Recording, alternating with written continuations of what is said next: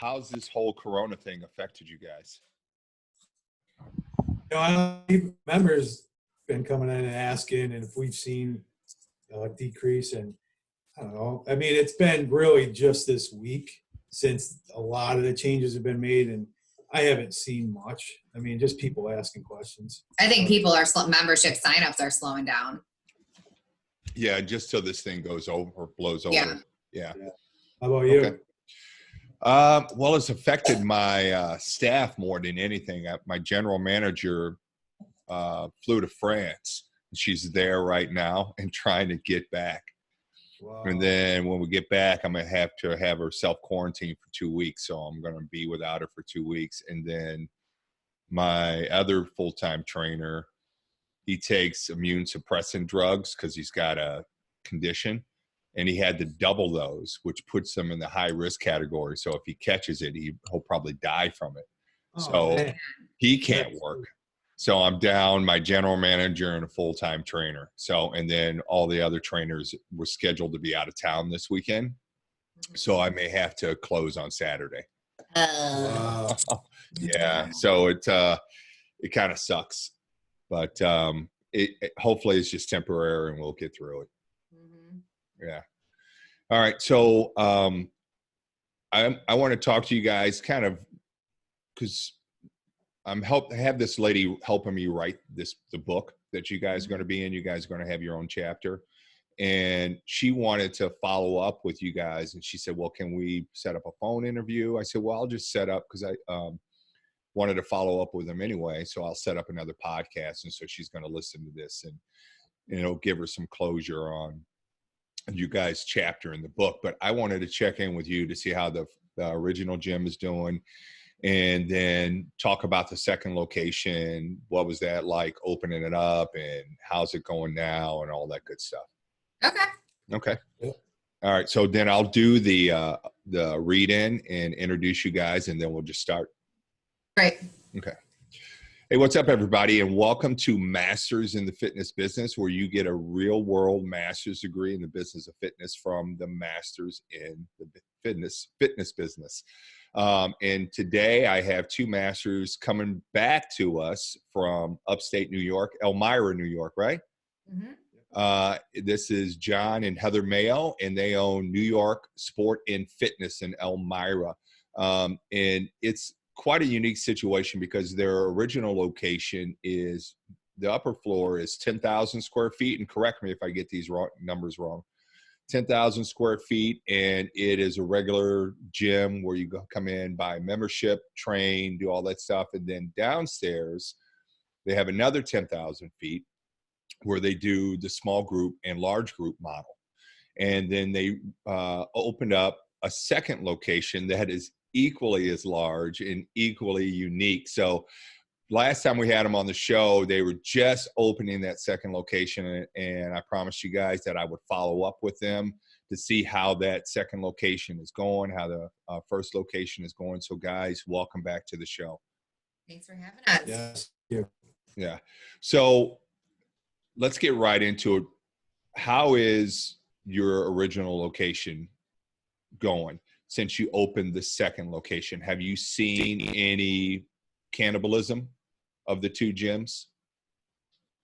First off, I mean, I think a little bit, but just to go back to what you had said about the square footage. So our main gym is 18,000 on one floor, and it's 18 on the bottom floor. I mean, on the second floor, the basement floor, we use out of the probably 15,000 of it, and 3,000 is storage.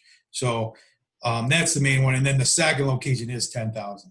Okay. Gotcha. I'm sorry. I didn't mean to short your square footage. No, I'm just showing, Yeah. No. I appreciate it because most of the people I have on the show and listen to the show have small studios.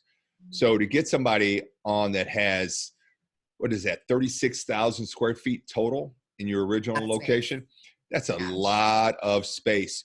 And then 10,000 square feet is big for most studios. So I want to let's talk to you guys about the model you're running in there and how's that going. But first, let's talk about the thing I found interesting the first time I had you guys on the show was when you told me the difference in the populations between the upstairs people and the downstairs people. You guys want to recap that? Yeah. It's funny because I feel like it's starting to change since the last time we've talked, where I'm seeing more of our upstairs. So our typical, what you would think of is like self-motivators, but then also people with more aesthetic goals, bodybuilders, not to generalize for both of you guys, but males, because males tend to be a little hesitant to go into group training. So I'm seeing more males down there.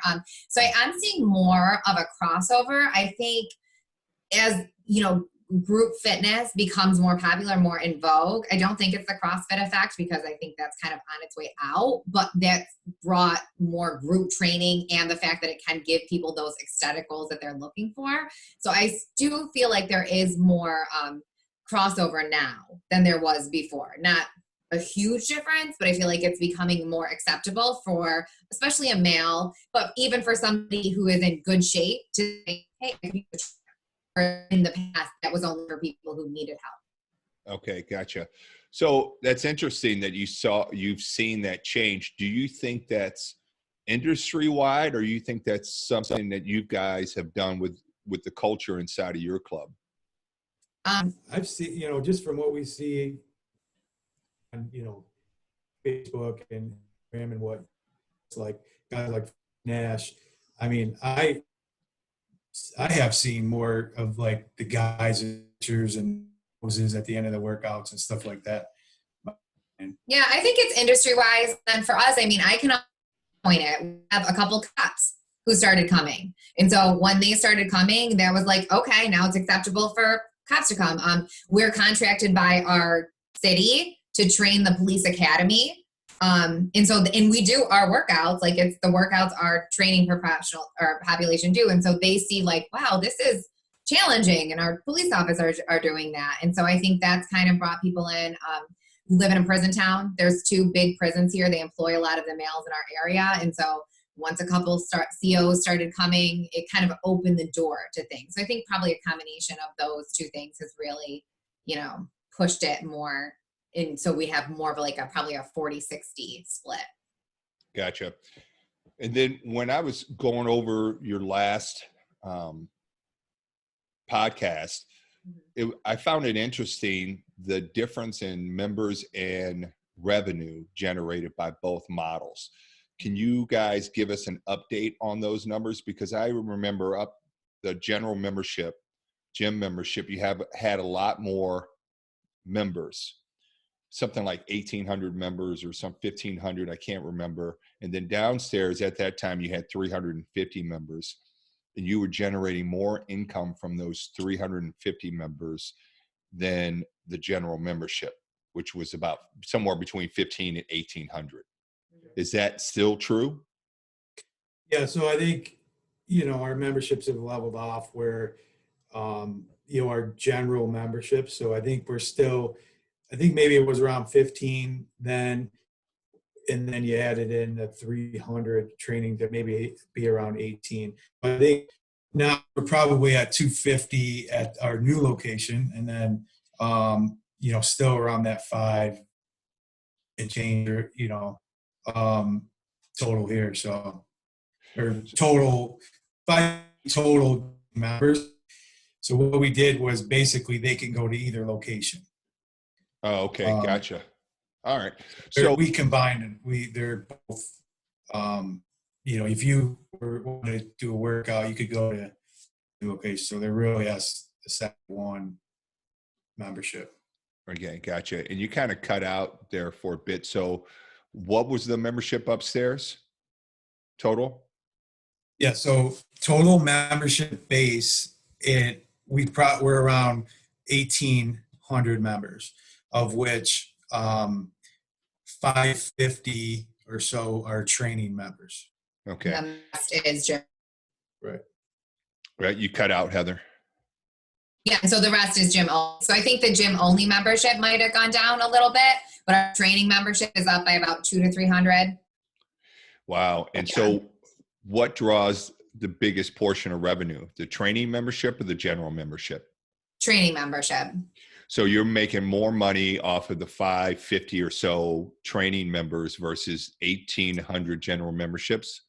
Well, no, so it'd be like 1,300 general memberships. 13. And now I want to get out my calculator. See, this is, don't be like us gym owners. You should know all these numbers off the top of your head. Because I don't. But they're definitely starting to like even out. And Okay. we put, John, I mean, I do our marketing. I put a huge focus really only on our training membership. So I need to get better about showing people like, yeah, we actually have a big, huge gym too. Gotcha. It's pretty much, if not, I mean, so you think the 500 versus the 1,500, and it's, if not equal, would weigh yourself to the, I mean, it would be more of the training side, but it's pretty close to being, if we're around 30 to 35 for our basic gym membership, and we're at 99, average or somewhere in there for training. Gotcha. So you hear that, listeners? You can make as much money from 500 training members as you can from, let's say, 1,300 general memberships. That's a lot less headache, a lot less complaining. And that's the other thing I wanted to ask you. So of the two populations, and I know there's some crossover, who's more high maintenance, your general member or your training member? It's definitely the general because obviously, some of them may or may not live on a, weekly basis that you're chasing them down for $5, if it just come and go in the constant between. Now there's the whole of insurance company take that, their insurance company, the money from them, you're kind of out a little bit. You need to stay up on that side of it. And Heather can explain more on that, but it's just a lot more time consuming on the people. Yeah. And it's doing the type of stuff that we don't want to do. So maybe I'm spending the same amount of time on our training population versus our general gym, but with general gym, I'm doing the like canceling the membership or following them down for $35. Where on the training side, if I'm dealing with a training member, chances are it's something them with their nutrition, answering questions about we're talking to them about how. So it feels more taxing, basically dealing with general population versus a training member. I'll gladly spend my time with the training member, where the other stuff is kind of like, Yeah. Well, it's about ROI. It's about return on your investment, and your investment is your time. So you're chasing somebody down for like a $5 shake or $30 because they're a month behind and they're still coming in and training versus, talking to somebody about their nutrition, which is really going to move the needle, or working on their schedule, or any of that stuff. And you're getting more money from them. But more than that, you're talking about things that create results, which is your best marketing, is to create results in your members. And so if they're asking you about that stuff, then they're invested, they're interested, and they're willing to do the work to get results, versus somebody's like, oh man, I already paid you this month, didn't I?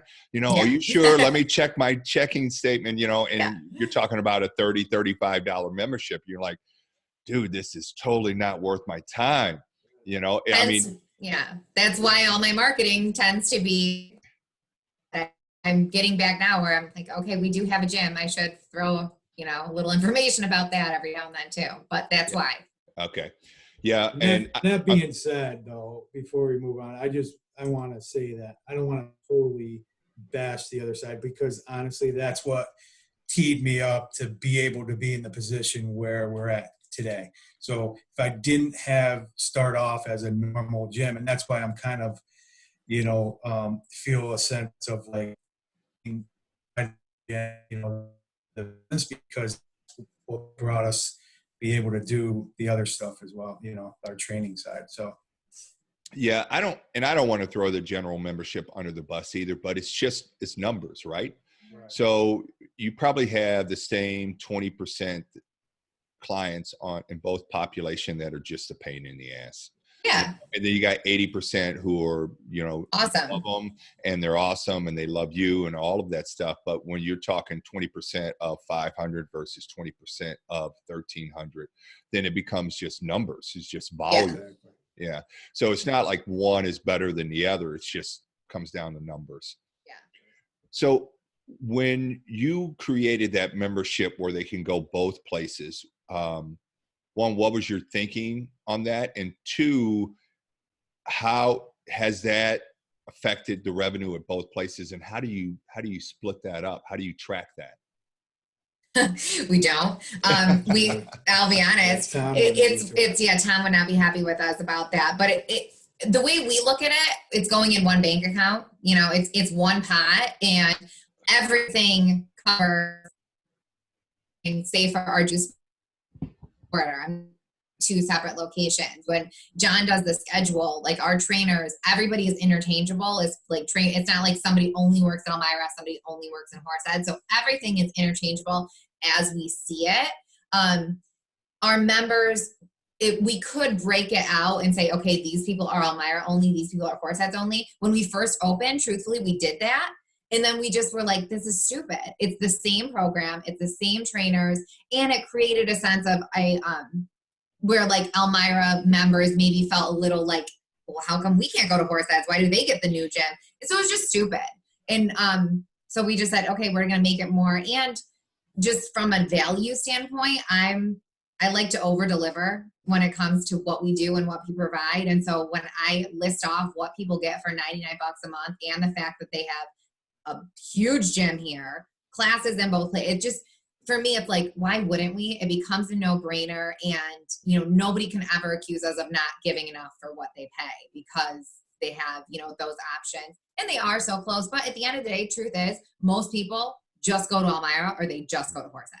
Right. There's very little crossover, even though they're literally, I think, a 10-minute drive in traffic apart. So it's not. But they still like that option. Yeah, they like to know that they can. Right. Exactly. And that's all it is. Yeah, and that's all it is. About a month ago, we made a decision to close on Sundays, and we actually lost members over it. They probably didn't come on Sunday. Correct. Yeah. But it's the fact that they thought that they couldn't.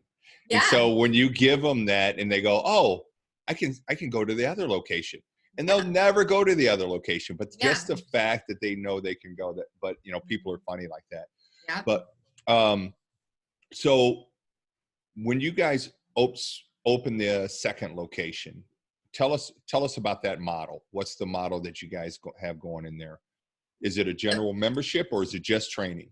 It's just training. Yeah. Okay. Yeah, it's just training. So it's a lot easier, and really with square thing, and what we have with footage and across the country. So then when we're looking at that. Hold on one second, John. You cut out right at the beginning of that. Can you start over? Yeah. Yep. So when we did obviously the square feet that we have. So when I was looking at space of 10,000 square feet, and I'm like, man, there's no way we can do both. But we couldn't do the way we do it now. I figured it's easier to start off with training, less equipment you need, it's easier to have it set up with just doing, all right, let's start off training, see where it goes, see if it's what we, bargain for, time, everything. And then we can always add in the basic gym after the fact, if that's what we decided to do. And we're still at a point where I feel like it was a good decision just to go training only, instead of getting into, leases on equipment and a lot more. I mean, it's a lot to get out from under. Yeah, well, it's a lot more upfront costs and a lot more headache to deal with trying to get the doors open. That makes total sense, and that simplifies it. So did you guys do any marketing or pre-sale memberships or anything like that when you opened it? This is one of those cases where what you don't know can be your best asset. I had never, when I came into this business, John had already purchased the gym. And when John purchased the gym, it was already up and running. And so neither one of us had experience really opening a gym. I think that played to our benefit. We did do very mild pre-sale. We basically offered a year paid in full for a slightly discounted rate. And some people did take advantage of that. But our main thing was the only thing we had ever done was a 21-day program. And that's what kind of took our training from this to this. And so we said, well, we'll just do a 21-day program. And I was just thinking back on when I started training, because I came into this like most people, my target members. I just wanted a trainer, but a year commitment scared the hell out of me because that's a long time. And so I said, well, let's just do a 21-day program. We're not going to sell I think we had like 10 memberships sold for that place, but we did a 21-day program, got a great response. I think because people saw that it was 3 weeks. What the hell did they have to lose? One-time payment, $97. And so that's what we did. We did a kickoff. We didn't do a grand opening. Our opening was our nutrition seminar, basically like we do for any other 21-day program here. And our retention rate was awesome. And that's what got us going, was right then and there. And so I think really that played to us because it saved us from being like advertising and marketing, which feels a little, slimy used carsman, where we just did it. It was a 21-day program. Come try us out. See if you want to stay. Yeah. It worked. And that's what I would suggest to anybody because we did have such good luck with it. Yeah. Yeah. We had a pre-sale expert on the show, Amanda, and she was saying that it's the same amount of money on marketing. It's just about when you spend it. I mean, because after you open, you're going to have to spend some money on marketing. Yeah. So her angle was, well, spend it before you open. So you open with members, but knowing how your membership structure was and the offer, annual membership, I want to buy a 1-year commitment to a place that isn't even open and has never existed before this place. I don't think so. So that's where the 21-day comes in, because that's below the pain point. 3 weeks, I can, even if I don't like it, I can handle 3 weeks, so I'm kind of nervous asking this question because you guys have been so good with numbers so far. But I do know. I know our retention rates. Okay, good. So how many, when you first opened up, how many 21-day memberships did you sell? And then what was your conversion rate from that original sign-up number? I don't remember. Hold on. You cut out, Heather. Can you start again? Yep. So I don't remember the exact number, but it was right around 150, maybe even up to like 160, 70. But our retention rate for that was 83%, which was amazing. Yeah, I was really, really happy. And in the course of that, we did have a couple people who just walked in, basically, like the trickle in. I didn't add them into our numbers because they weren't true 21-day people, but there was at least 20 more people who just came in during that process and were like, well, I didn't sign up for this, but can I join now? And truthfully, out of that 83%, I would say, I didn't track like them as opposed to our regular retention rate, but just off the top of my head, who I see, at least 75% of them are still there. Like those are the people who are like our hardcore cheerleaders. They brought in, I could name a couple of them off the top of my head who are like, I should pay them marketing because they've just brought people in for us, but they were there. And so they saw it from, from the get-go. From the get, exactly. Yeah, they're your golden ambassadors is what I call them. That is what they are. Yeah. Yeah. Yeah. And I find that, and I think this is industry wide, the statistics kind of bear this out, but training clients have a much higher retention rate than general membership clients. Big time. Yeah, because you just get more touches and kind of go deeper with them than you do the general membership. You go beyond the, hey, how you doing? Have a great workout kind of relationship. So when you say converted them, you had like an 83% conversion rate. What did they convert to? Year-long memberships. Oh, so they went from 21 days to annual memberships. Yeah. At an 83% rate? Yeah. Wow. Because And that's a nice thing about our 21-day program. Our 21-day program is $97. That was our original one. It was, back when they set it up, the golden age of Facebook. In that number, I have found I'm always going to keep it. I will never go below 97 because having our membership be only literally $3 more is so, it's like, why wouldn't you? You're paying $3 more. You're getting so much more. Oh yeah, $2. See, math isn't my thing. So it just becomes a no-brainer. Mm-hmm. But on the other side of that, I never want to I know we talked about this our last time, but I feel like it's so important. I never want to piss off my current members by offering something like a $30 21-day program. That's rude to my members, I think. I'm devaluing what they pay for. And so to me, I feel good about it on both sides. It's enough investment where somebody's going to have some skin in the game, but my current members aren't going to go, well, what the hell? They're only paying $30 and I'm, whatever. So I think that's why we do have such a good conversion rate. And, we have good trainers all the time, but the numbers make it really well. Yeah. That's interesting. And that's a great point because I think, I know I've been guilty of that, giving new members, trying to get new members in and giving them something at a lower price point than what I gave my current members. And you're right. They do say, what the F, how come I didn't get that? You need to take care of me, because I'm here. So that's a great point. But what was the price point of the 21-day membership, and what's the price point monthly cost for your annual membership? So 21-day is $97, and that's a 3-week program. Our annual membership is $99. Oh, so yeah. It's a no-brainer. And so then we do have a month-to-month membership that's $119, so the typical 20% increase. But with that, and we do for the 21, we incentivize them. We throw in like $25 on a shake count, 3 months of nutrition help with me. And so they get goodies from that, certainly, but I try to keep the price like pretty tight. Gotcha. But you throw in incentives to get them to convert early. To get them to yes, exactly. To get them to convert. And actually now I don't even really do that anymore just because I found out that if they're going to sign up, they're going to sign up. Mm. And so I do. The one thing that takes the most energy from me is the nutrition consultant. I give that is sign up in the first week and you get that. That's the only thing I take away just because that's a lot of time for me. Right. And so it's a selfish thing, but also on the other side, that shows me, and I tell this to them, I have no problem saying it. That shows me they're in it. They're committed. If you're wishy-washy, we're probably not going to work together well anyway. So this makes it easy for both of us. Yeah, that's a great philosophy. Great philosophy. So where does that membership sit now? How many members do you have? How long has it been open and how many members do you have now?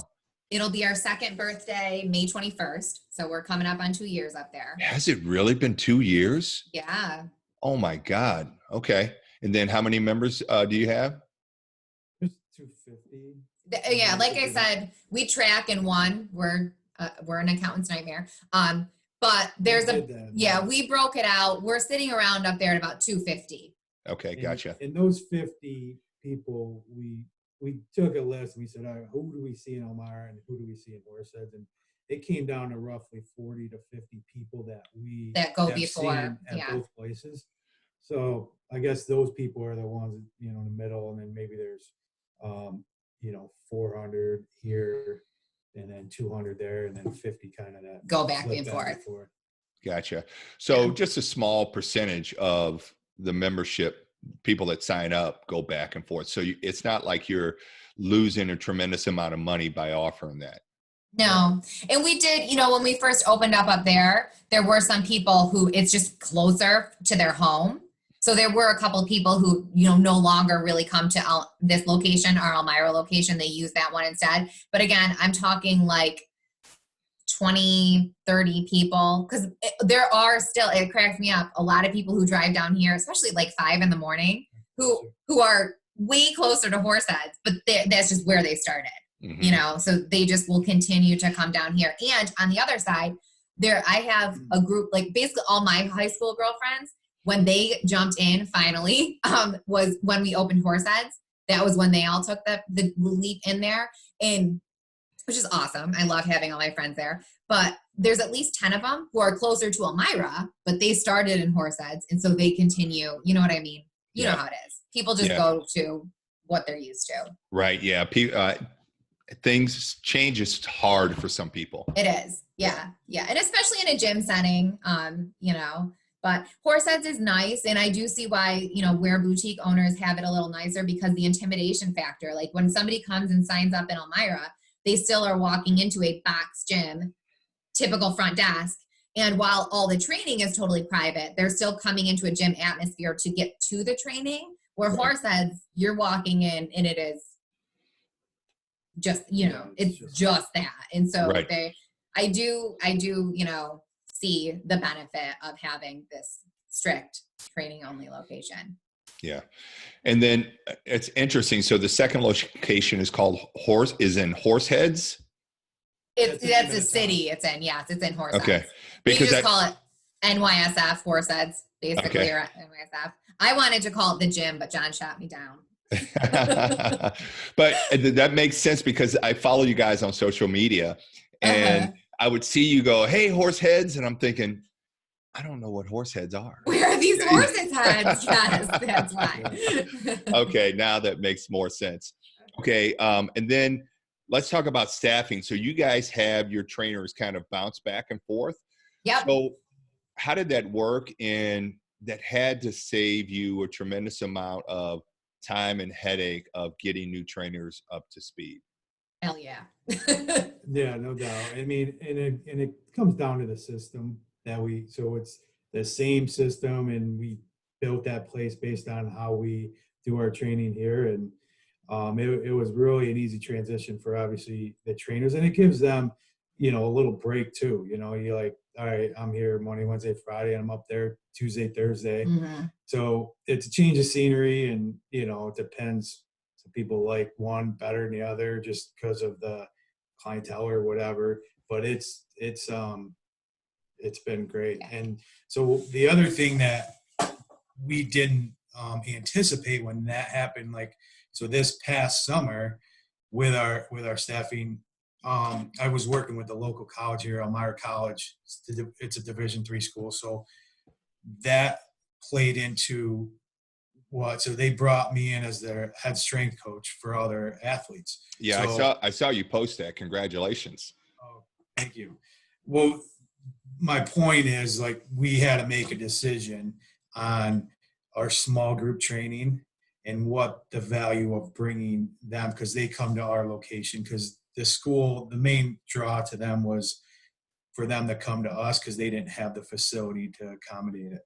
So the space we use for the small group, we kind of just blended those folks into our large group. We gave them a deal. We said, look, just try it out. A lot of them were hesitant just because they were in small group for a reason. They liked being, you know, and not around a lot of people. And, you know, it worked out. There might have been a few people that didn't, you know, come over, but it ended up being a good decision. And now, you know, having that other avenue is also been a plus. So.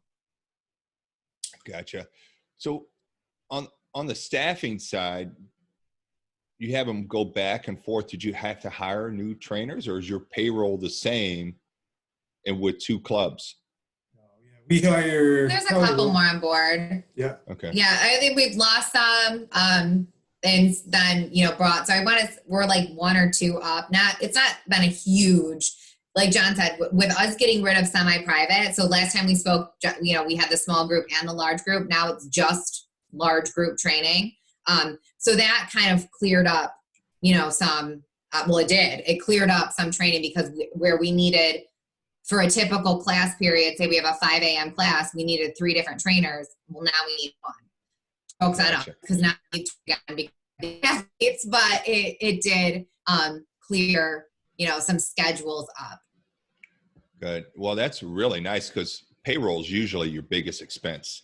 It still is, but it's been. Yeah, but for our staff, you know how it is, bringing in new people, it's all the integration time. And so we were really lucky that, that was one headache that we didn't have to deal with when Horse Ed's opened, because at that time, our training staff now is amazing. Our training staff then was amazing. And so that was like one less worry. We knew how they were going to perform, and that was huge. Yeah. Yeah. I mean, that is a tremendous headache. Just Huge. hiring, onboarding, managing. Yeah. That's the biggest headache. Yeah. For sure. And so when you find a rock star, that's why you try to do everything within your power to keep them. For sure. So when you guys open, so I totally lost my train of thought. I knew where I was going, and I totally lost it. I was thinking about the staffing and the payroll. That's what it was. So you guys, John, you were talking about systems. So you guys had your systems down as far as training and everything, how the training gym worked, which made it much easier to go in versus instead of reverse engineering a whole new system at the new place. And just the way the setup of, the machines and, what we actually needed, it just made everything that much easier. And, even staffing in one place with our, our meetings and stuff, it just works out where we're able to just have one center. It's just basically like a satellite thing. I mean, honestly, it's not even open during the day. So it's open during when just training is, classes. Yeah. So, there's room, there's a lot, we can always do a lot better there. I think, taking on the college thing, I had some ideas of what we want to do in Horse Eds, and that kind of put those on the back burner for now. But it's definitely some things possibly in the works here soon to try to boost that up again. To use the space more, basically. Yeah. Because if you gave it a little bit of thought and effort, you could probably squeeze in some small group training there and up the revenue. But then you got to keep an eye on your payroll. But you were smart. I think you were smart to scale back, when you took on that job, because you have a lot of irons in the fire already. And then to try to take on that project, you're in danger of doing it half-assed and then having it blow up in your face instead of saying, you know what, I don't have the time right now, so it's working fine. So let's put it on the back burner and maybe address it later. Well, and you'd be proud of us. We looked at the numbers for that one. And it just, I knew from tracking our memberships coming in, when people come to sign up, they were signing up for large group training. They want the energy, the benefit of large group. It's the energy we were doing. And then from a programming standpoint, like John would kind of say every week, he's like, this is stupid. We're basically doing the same thing in both classes. Like, obviously we could get a little more in depth in the small group. It's better for people starting out. We know the benefits, and believe me, I'm not downplaying those. It came down to numbers. It just made sense. And for better or for worse, even the folks who could have benefited from small group, they want large group. Their friends in large group, and it was saving them $50 a month. So it just became when John got EC, it was like, okay, no brainer. Like this is something, and hopefully we do look at it again in the future. Because like I said, we all know that there's a huge benefit there, but now that the energy and team a large group, it's like, how do you go back? So, and there's a lot of benefits. And obviously when you're a small business owner and you're paying for insurance out of your own, it's a good chunk every month, especially nowadays with the way insurance is. So, her and I both working here, we needed that. And then with our two young ones. So that was important and a big reason why I went with, decided to do that. And I also have, like you mentioned, a really good rock star trainer that is on the same page with me that I knew was like all over. And he just, fresh out of college, just really on the same page with us training wise, and just really was looking forward to, working with some athletes. So he and I really work on that end most of the time. And then there's the trainer or the rest of our trainers who go back and forth between Horse Eds. Yeah. I mean, you guys made so many great points in that. The first one that I want to talk about was you guys talking about, God, I'm a scatterbrain today. I apologize, guys. I have My 3-year-old son, I stay home with him on Thursdays, and he's down. I think he's down for his nap. The monitor's like right here, but I can't do anything when I have him, and so I'm just trying to get back into this, get my mind right. But you were talking about shoot. This is unusual for me. It's like you guys in the numbers, I guess. But I know, blew your mind. Right. But we were talking about your rock star trainer, and you were talking about the power. That's what I wanted to talk about, the power of systems.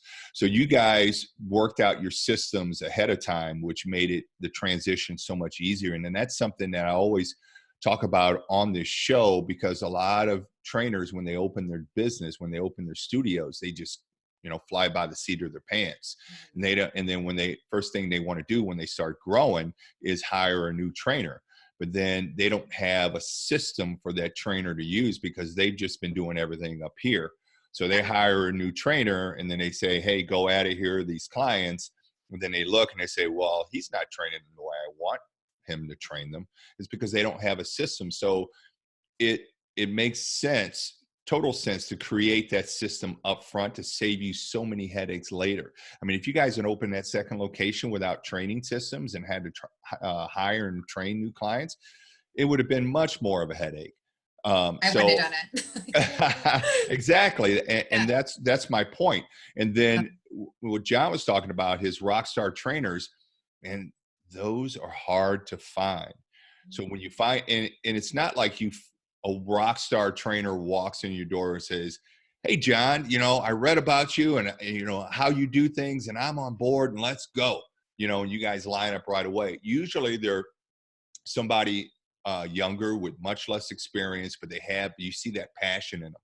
So you kind of guide them and sculpt them into the image that you want, and then that's how they become rock stars. So it has to be equal on both sides, what they're bringing to the table and what you're offering them and coaching them to do, and then they become that rock star. So it's hard to find people with that passion, and after you invest that much with somebody, man, you don't want to let them go. So you want to treat them like a VIP. I mean, did you find that to be true with your rock star trainer? Yeah, no question. I mean, just right off the bat, you knew he was not your average 22-year-old, kid with, the experience he, just even out of college, just the knowledge he had and how he related. The biggest thing is how you relate to the members, right? And how you make them feel. Mm-hmm. And so a kid that young, being able to have that ability to do that, it was just like, man, we gotta keep him here with us. And he's definitely one of, it's met with him. It's just a matter of how long I can keep him around. I mean, Elmira is really tough to keep, young kids, especially if you grew up here, because they want to go bigger cities. Yeah. Yeah. The lucky thing is he has a girlfriend that's still in college, and she's, not far from here in college. And then she just signed on with to be a nurse for a couple years around here. So he's going to be around for a little bit. My biggest thing is I want to help him and give him the experience. And I know working with athletes was big for him. He wants to, maybe go down that path. So him being like almost the assistant strength and conditioning coach is a good, piece to put on his resume, and just to, empower him and just helping him. And he throws as much things at me and like, "Hey, why are we doing this? What do we do? Maybe we could try this." And then, we have a conversation. So it keeps me on my toes also. Yeah. And on my side of the table, I could care less about, I care a lot about the technical stuff, but that's not where my heart is. That's what the big guy is for. Like, I'm here for the emotion.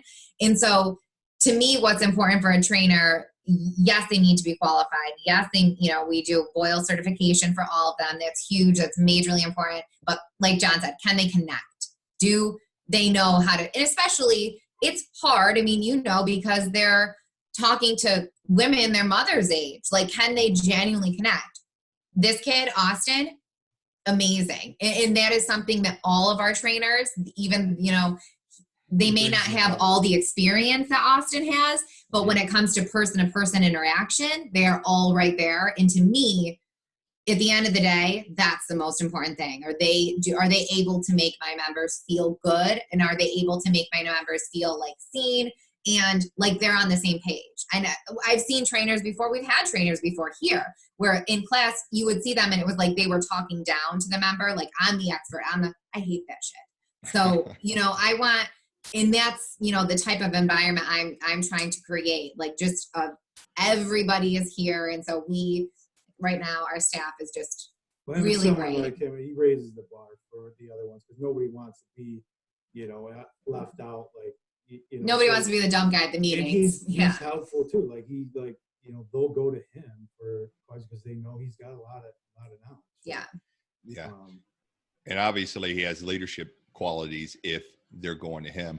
But I mean, that's a great point. So you want to look for things because you can train them on how to use your training program, how to conduct a workout, count reps, all of that, clock in, clock out. Yeah. You can train them to that, but you want to look for those things that you can't train them to do. You can't train people skills. Right. Well, I mean, you can to a point, but like the genuineness and, we talked about this in the last time. Like and I know you feel the same way. I very passionately will say I have the best job in the world and I treat it as such. And so I expect that from my trainers. Like, I want them to realize, like, you can have such an impact on somebody's life. And if you don't respect that, get out. Like, and so when you bring that energy into the table, like into the room, that's so important. But like you said, that's something people need to buy in themselves, because this can be a very ego-driven business. And I don't have space for that here. Like, I can't. This needs to be, this is scary for people. And so I want them to understand that and value it. Right. It needs to be about the clients and not about the trainers. Yeah. So you guys, sounds like you've pretty much run two clubs as one. Yeah, and the way you're able to do that is by focusing on just large group, which is another good point because a lot of business owners, they get personally attached to like a certain product. Oh no, we got to have small group because, that creates some more impact, yada, yada, yada. And they get emotionally invested in small group when all the numbers are screaming large group. Yeah. And it took us a while, but I'll be the first to admit, we probably should have pulled that Band-Aid off. I don't know, what would you say, 6 months before we did? Yeah, but that was the deciding factor. At the end of the day, though, did we make the wrong call? I don't know, because like John said, we kept almost everybody. But we lost one person.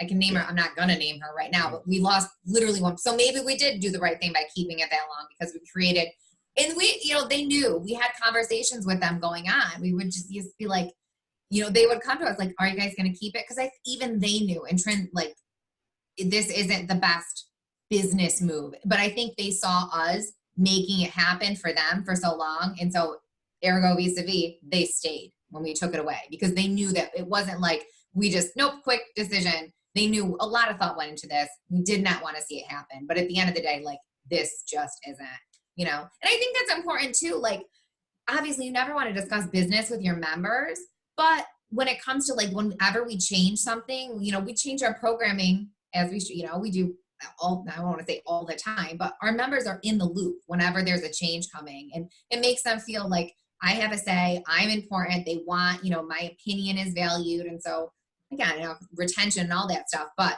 we're not pissing people off because we're letting them know, and now it's just kind of the joke, like, especially with this guy, he's always like, John is always rearranging the room, bringing in some, he's always making it better. It drives me nuts, but it is good for our business and the members love it. And so they just kind of see, and they know that they're like, okay, they trust us because we are always, and we'll admit, like, we just made a huge change to our cardio program. We did away with a lot of things. We changed our programming around the way we do cardio. And we just said, hey, listen, there's a better way to do this. And we want to do that for you guys. So they know we're not just like changing things for the hell of it. They know this is why, this is the research, this is what we want to do. And keeping them in the loop with everything. Doesn't mean cardio, interval training. Interval training. See, I'm the emotion girl. This is hilarious. I just do the workout. Right, yeah. That's why. I Yeah. know how it feels because I Right. come in, I'm like, I'm still a member. I'm just showing up at class. So Yeah. keep me happy. Yeah, you guys are like two pieces of a puzzle, or like a mizpah, Yeah. if you guys remember those. And so it works. But I like that. I like that you were able to, because not a lot of business owners can pull back and listen to the numbers. They get vested and they say, this is my business. I'm going to run it the way I want, even though the numbers are telling them differently. So I applaud you guys for doing that. And then the other part of that is the power of branding, right? Because I think it was Thomas Plummer that said, the thing about branding is, unless you tell people there's your story, they're going to make it up. They're going to make up their own story about you. So if you keep changing things and doing this and doing that and not involving the members in that loop, then it's real easy for the narrative of your brand to go, oh, well, they're just trying to save money, or they're just trying to make more money. They don't care about us. They only want to make money. But when you control that narrative and say, hey, look, guys, we're thinking about you, and we think this is important, so we want to provide this to you, blah, blah, blah, blah, then you control the narrative. And then your brand becomes a powerful asset, where it can also become, a very powerful defect in your business. Yeah. All too well how people can come to those conclusions. Just, going back to when we started to open that second location, it was an old school lifter type facility gym. And there was, making that decision to not have that side and just go to training. I mean, you get blasted on Facebook. They're all in it for the money, and that's all they care about. They don't care about. But at the end of the day, it really is. It's about why we got into fitness, and we feel like we can touch the most people this way through, our training, not sitting behind a desk, seeing how many people, we can sign up that day and whether or not we're going to help them or not. Yeah. That's the biggest in my book. Yeah, it's so important to control that narrative, because you're always going to get haters out there. But and it's like Google reviews, right? You get one star from like a disgruntled member or former employee, and then it takes like 10 5-stars to offset that one, right? So it's easy not to fall into that trap. But I want to respect you guys' time. And so I want to wrap up with kind of a twist on the traditional questions, because I know it's been 2 years. But I want to focus specifically on this second location, Horseheads. Is it Horseheads or Horsehead? Horseheads. With an S. Okay, Plural. Got it. Okay, so what has been your most successful failure with Horseheads? Meaning, at the time, you're like, oh, this could, potentially ruin us, but you were able to recover from it, take lessons from it that propel you to greater success down the road. Was it not canceling the small group? Did you guys have a lot of fear around that? Horseheads never really. Horseheads never had small group. We never Got it. brought the small group, but honestly, it was making that decision just because we originally were going to say, all right, let's let this gym go. Let's just, buy this gym, and to not get into too many specifics. There's apartments around the gym, so that was a good incentive for us to buy it. So the gym, the guy that sold it wanted to keep it a gym. Everyone else wanted to make it apartments. We said, we'll keep it a gym. We'll do the deal. And so I'll keep it a gym, but not how he really had thought. I mean, we're keeping it a training gym. So that's why, you feel the pressure from all those people, and you feel like they've been members there a long time, and just you kind of know how they feel because you've got same type of members. If I were to close that end of our business, I'd have people that were upset because it's just the relationships they come and work out with people and what they've got to know. But I think that doing that and just like, all right, I can't do this. We need to move on. This is our model. We're going to the training, and everyone out, they had every opportunity to buy it. They could have done it the way they wanted to, and that's what it came down to. So maybe that was probably for the Horseheads place. that was the biggest decision. But then going to Elmira, yeah, the small group thing, probably, I would say. Okay. But you guys were probably losing sleep over that when you knew you were going to make the announcements, and then you wound up losing one person. Yeah, right. Yeah. Yeah. I mean, And Yeah. honestly, it was one that we wanted to go. So it was like, That's always the case. yeah. That is like us closing on Sundays. Yeah. Like, oh, I'm going to quit. I'm like, okay. Okay. Yeah. Yeah. So, all right. And then since you've opened Horseheads, what has been the biggest surprise there that you didn't see coming?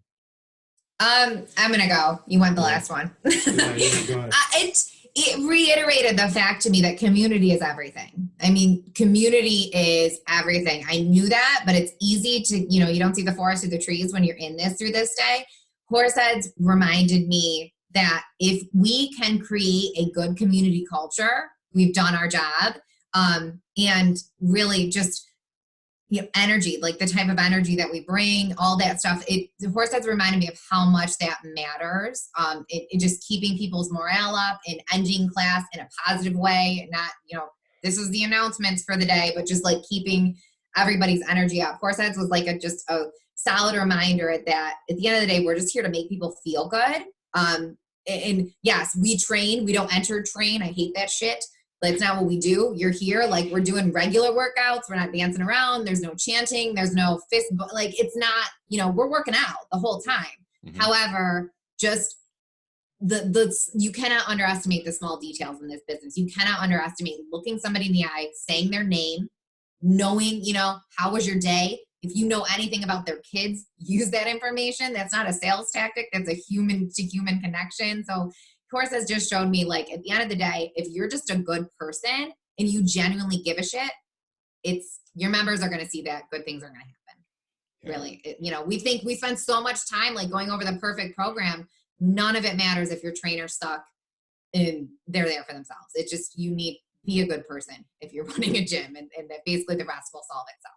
Yeah, I agree. I tell my trainers all the time, the training program I give you is a script. Yeah. So what kind of actor do you want to be with this script? Do you want to be somebody who's in a B-roll movie, or somebody who's nominated for an Oscar? It's up to you. But this is just the script.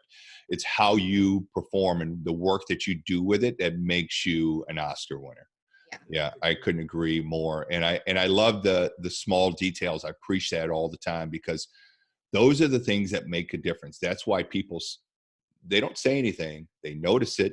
Yeah. And that's why they either stay or go. Or leave. Yeah. Yeah. Totally. Yeah. What were you going to say, John? I'm sorry. No, I was saying I love that analogy. Might steal it from you. Oh yeah, absolutely. You can have it. You don't have to steal it. I'll give it to you. All right. And then my last question is, where do you guys go for your personal and professional development? Heather mentioned, I just grew up, the reason I really would gravitated toward this field is when I started listening to Mike Boyle. So I'm a Mike Boyle guy.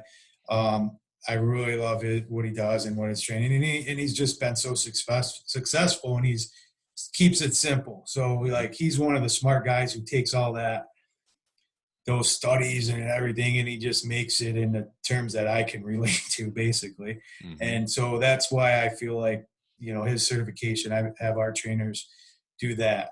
And then, I think you can't go wrong with Perform Better summits. Like, it's just one thing I pay for all of our staff. Like, once a year we're going and like every year it's like one of the best. It's the best money I spend, just because it's time that we get to spend outside of the gym with them. It's not the stress of, I got to get back to gym. So we hang out, we have a good time, you learn a lot, and it's just like you're just throwing that stuff back at each other for months to come when you get back. So that's really our main two, and then there's other stuff in there, but yeah, I endorse both of those for sure. I'm a big Mike Boyle fan. The first time I ever saw Mike Boyle, he came to St. Louis for one day, and he was doing this talk called Add an Ass to Me. And and I saw this bald-headed guy with glasses, kind of spindly, pot belly. I'm like, what is this guy going to teach me about performance training? And then he went on, and you're like he said, he's able to boil it down to the simplest terms. It's like they say, if you can explain economics to a 5-year-old, then you know your shit. Yeah. That's Mike Boyle in a nutshell, is that he can explain performance training to a 5-year-old, and he keeps it simple. He's a low key, down to earth guy. You know, I've met him several times. I'm sure you have. And he's just a great guy on top of being a great strength coach. So I agree with you 100% there. Heather, did you have anything to add to that? All my education is not fitness related at this point. Like I said, I deal mostly with the nutrition and getting people in the habit of showing up. I think this is a wild, wide world. I'm actually back at school for psychology now because I realized how much of people's stuff with like food in the gym has nothing to do with food in the gym. And so this has driven me in a lot of different ways, but that's kind of what I take to the table now, is really just habit. Like I'm deep into researching habit behaviors and the why behind we do things. And, you know, it's not, I think innately people know what they should and shouldn't do. My research is how do I get them to bridge, you know, the gap between it. And then obviously every marketing book you've ever seen, I'm reading that too, because that's where I'm at too. So he handles that side. I think it's a perfect relationship, and I couldn't agree with you more. My undergraduate degree is in social work. And so, a lot of carryover. I got into fitness because I love fitness, but I have to tell you that social work degree comes in handy a lot more than I thought it would. Yeah. When you're dealing with people and getting them to change behavior that moves the needle. Yeah. I feel like I'm being a shrink sometimes, so I might as well get the credentials behind my name. Right, learn a little bit about it. You know? Yeah. Learn a little bit about it. Yeah. All right. So this has been great. So where can people go to find more about you guys or get in touch with you guys? Our Instagram handle is, and our Facebook, it's at NewYorkSportAndFitness.com. So we're not in New York City, but New York Sport and Fitness.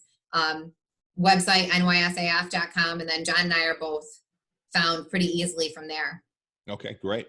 So, and those links will be in the show notes. Go to trainergym.net and find this episode, and all the links to contact these guys will be there. Guys, thanks a lot. And hopefully I'll see you. I'm planning on going to Chicago, depending on what happens with Corona. Yeah. You know, as long as it doesn't get canceled and I can travel I there. hope not. Yeah, it's crazy right now. But anyway, so hopefully I'll see you guys there. And if not, man, keep on crushing it. You guys are crushing it up there. I hope to see you soon. And really appreciate you having us on. Oh, no, this has been great. Trust me. All right. Thanks, guys. Thank you. All right. Hey, guys. So when it's getting ready to come out, I'll let you know when it's coming out. I may even reach out to you for some cover shots, some headshots with you guys for the artwork. And then I'll include you guys on everything you need to push out the episode. Great. Thank you so much. All right. Thanks, guys. All right. Bye. Bye.